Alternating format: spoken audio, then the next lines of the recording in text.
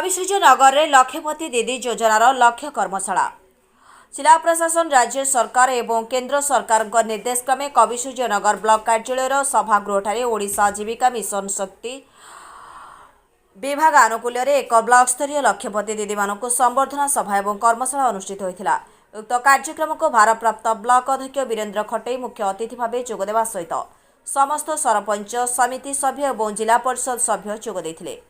Odisha Jeevika mission block परिचालक Rajkishore Sahu, mission शक्तिर प्रकल्प संयोजक लोकनाथ मंडल, ब्लॉक जीविका संयोजक गणेश कुमार साहू समेत 21 कोटी पंचायत एमबीके बैंक मित्र और सीआरपी माने पूर्ण सहयोग करने सहित मोट 150 जन लक्षपति दीदी को सर्टिफिकेट दे सम्मानित करा जायतिला।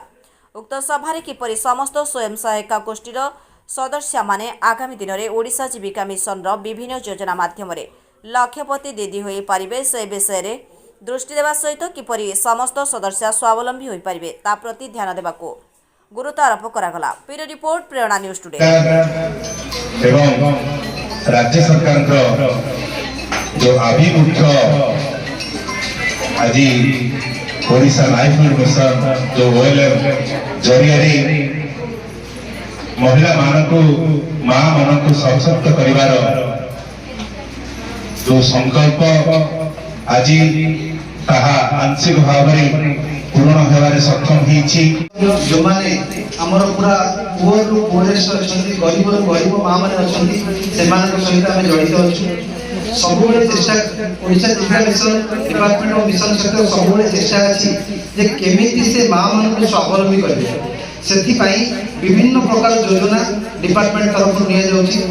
जेमिति कि हमर फाइनेंशियल लिटरेसी हो जेते प्रकार सब क्लस्टर माध्यम माँ मान एकत्रीकरण कर साहाय्य करेंगे हो जेमिति कि fishery cluster, diary cluster, mushroom cluster, poultry cluster एवं आमर बहुत प्रकार एक्टिविटी गाँव गहली में दि जाऊँगी जहाँफल कि माँ मैंने ये फाइनेंशियल लिटरेसी माध्यम विभिन्न प्रकार ऋण पाइपर एवं से ऋण को ठीक भाव विनियोग करी निजे स्वावलंबी हो पारे। घरे बसी रोषे करते आज से 11 लाख मां स्वावलंबी हो पारछंती। आज आगर तो आज जाई कोठी पहुंचलानी जो लक्षपति दीदी आज